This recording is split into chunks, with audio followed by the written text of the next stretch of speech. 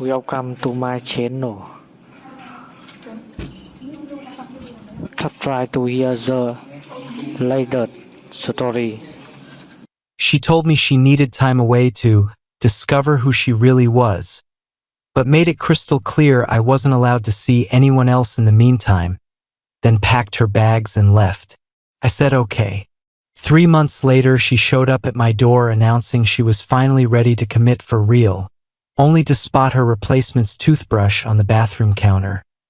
Turns out I'd done some discovering of my own while she was gone. This all went down just a couple days ago and I'm still processing it. Sarah and I had been together almost 3 years, living together for the last 18 months. Everything seemed solid, at least that's what I believed. Beginning of May, she asked for one of those heavy, we need to talk conversations. Said she felt lost in the relationship and needed breathing room to reconnect with herself outside of us. Typical late 20s identity spiral. She's 27, I'm 31. I figured people go through that sometimes. Jake, I love you, but I don't know who I am anymore when I'm only half of a couple. I need a pause to remember the woman I was before we moved in together. All right, personal development matters. Then came the part that should have set off every alarm. But while I'm doing this, please don't date anybody else. This isn't about me wanting freedom to hook up. It's about me finding me. Huge red flags waving, yet I wanted to be the supportive guy. How long are we talking, Sarah? Just a couple months, 3 tops. I'll crash at my sister Emily's place until I'm sure. Then we'll pick things back up. I nodded and said fine. Worst decision I ever made. Hindsight is brutal. She had everything boxed up by that weekend and was out the door to Emily's apartment on the other side of the city. She never bothered changing her mailing address because it was temporary. The first month sucked. I kept glancing at my phone, expecting at least a check-in text. Nothing but radio silence except one message asking me to forward a couple envelopes that still came to my place. Month 2, I started getting antsy. My best friend Chris kept telling me I was a complete moron for freezing my life while she played single at her sister's. That I threw myself into the gym, picked up guitar again, started reading like crazy. Anything to fill the void. Month 3 is when life got good again. Met Claire at an indie bookstore downtown. She was juggling a stack of dense psychology books and dropping them everywhere. I helped gather them up, made a joke, and we ended up talking for an hour. Coffee turned into dinner the following week. Claire is nothing like Sarah. She's direct, confident, zero mind games. By week 3, we were basically attached at the hip. By week 4, she was sleeping over most nights. Never had the big move in conversation, her stuff just slowly migrated in. Toothbrush, face wash, a drawer of clothes, organic progression. Fast forward to Saturday, August 10th. 3 months and 1 week after Sarah walked out, I'm flipping pancakes for Claire and me when the doorbell rings. Peek through the hole and there's Sarah on the doorstep holding a suitcase in one hand and a bouquet in the other. My heart dropped into my stomach. I opened the door trying to play it cool. Sarah? Hey. Huge grin like the last 3 months never happened. Hey you, I'm back. I'm ready now. Ready for what exactly? Ready to come home, Jake. I did the work. I know who I am and what I want. And I want us. She tried to brush past me into the apartment like nothing had changed. I blocked the doorway. Sarah, we really need to talk first. What's there to talk about? I told you I needed time. I took it. I'm better now. Let's get back to normal. That's when Claire padded out from the bedroom wearing my old band tee, holding a steaming mug. Morning, babe, food smells amazing. Oh, hi. The expression on Sarah's face was pure gold: shock, fury, betrayal all at once. Who the hell is this, Jake? This is Claire. Claire. Sarah. My ex. Claire gave a polite little wave. Nice to meet you. Jake's mentioned you. Sarah's voice shot up 3 octaves. X. We were on a break, Jake. We had rules, no other people. No, Sarah. You had rules. You told me I couldn't date while you were gone. I never signed anything. You wanted space, I gave you space. Claire smirked behind her coffee. Sarah ignored her entirely. This is insane. You cheated. Claire actually snorted. Cheated? Didn't you move out to find yourself? Sarah acted like Claire was furniture. Jake, we had an understanding. You were supposed to wait. An understanding you invented in your own head. You set the terms, you set the timeline, you disappeared. I just didn't argue.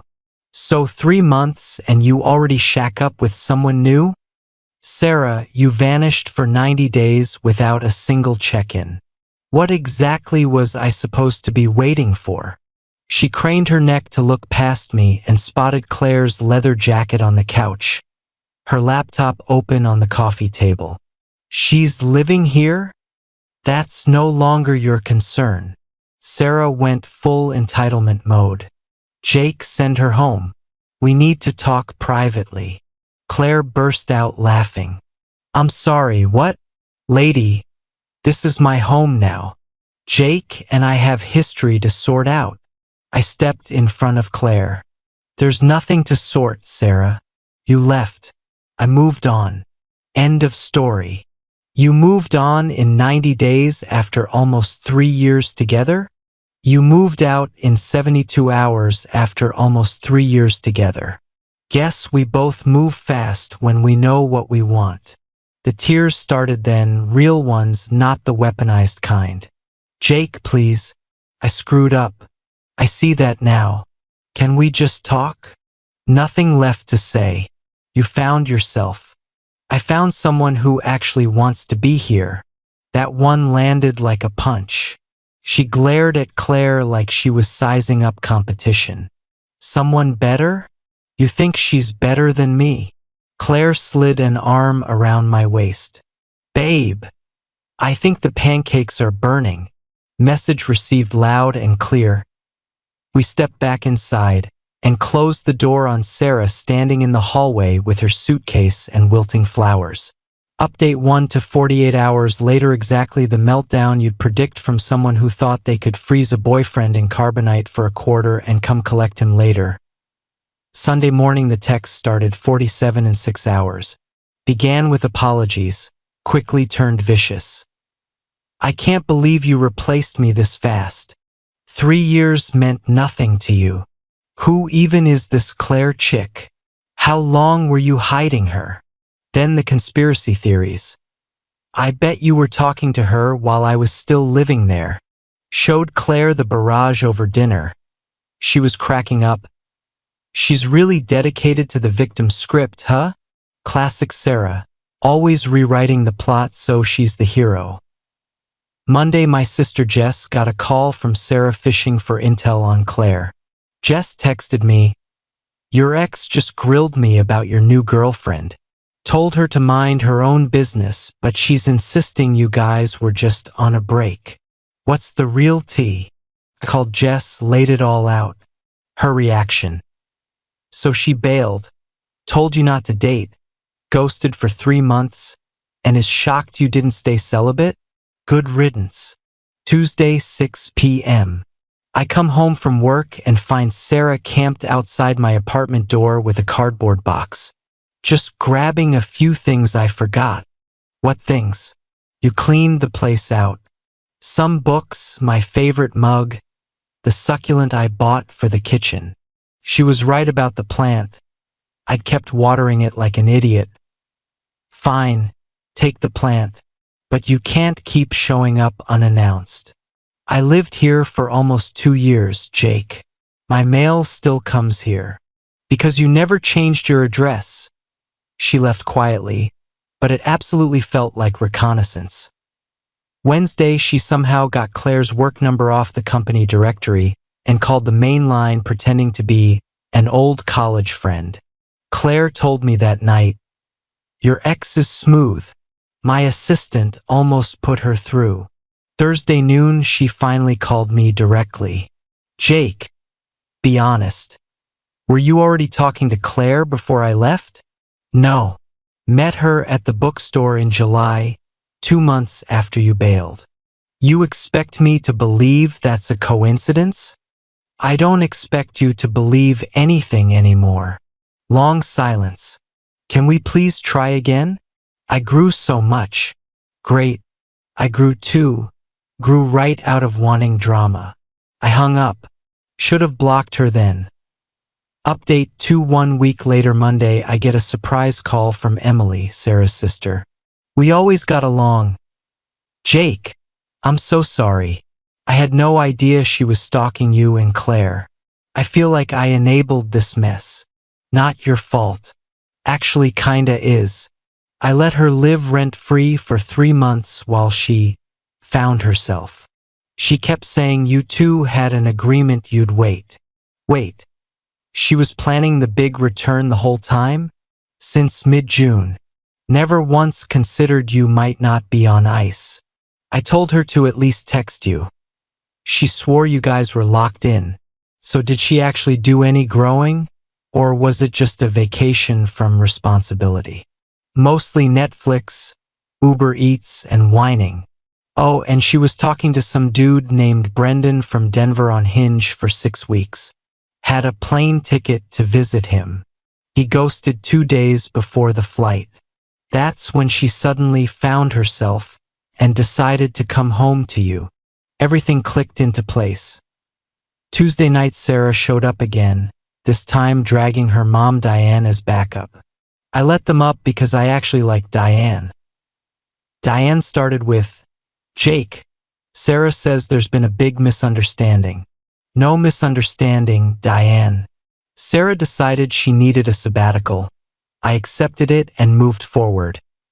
She told me you both agreed on the rules." "I never agreed to anything." Sarah jumped in. "You said you understood.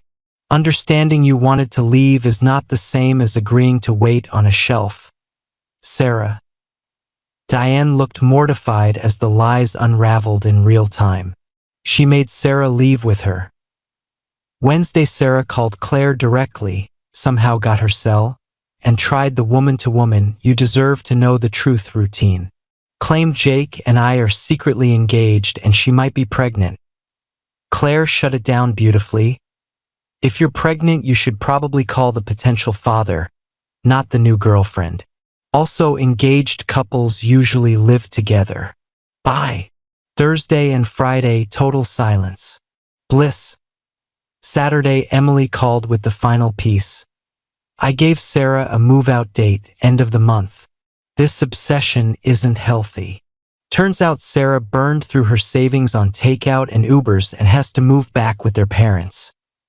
Final update, 1 month later, Sarah moved 4 hours away to her parents' house 3 weeks ago. Silence ever since. Emily texted last week. Retail job, sleeping in her teenage bedroom, finally in therapy, mom's requirement after the stalking phase. Still insists I made the mistake, but at least stopped the campaign to win me back. The Denver guy falling through plus running out of money plus facing real consequences seems to have done what 3 months of soul-searching never did. Claire officially terminated her lease and moved in last weekend. Her succulent now sits next to mine on the kitchen sill. "Think she'll ever try again?" Claire asked while arranging books. "Nah. Embarrassment is her kryptonite, and she's broke." Good. I was tired of being the side chick in a relationship that ended months ago. The whole circus taught me exactly what I want. Someone who faces problems instead of running from them. Someone who communicates instead of issuing decrees.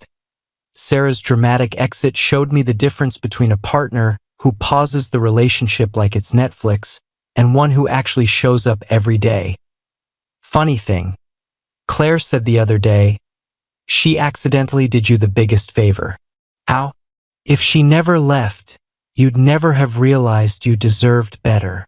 Sometimes people have to remove themselves from your life for you to see how peaceful it can be without them. Sarah wanted space to find herself and demanded I stay on hold. Instead, she handed me the space to find someone who never needed to leave to know she wanted to stay. She treated our relationship like a subscription she could pause and resume whenever convenient. Claire never paused anything. She just showed up. Sarah got her journey of self-discovery in her childhood bedroom. I got the upgrade I didn't know I was missing. Her loss, my gain. Literally. Sometimes the sweetest revenge is simply building a happier life without the person who thought they could walk away and stroll back whenever they felt like it. Sarah can keep her quarter-life crisis at mom and dad's. I already found everything I was looking for. Right here, toothbrush and all.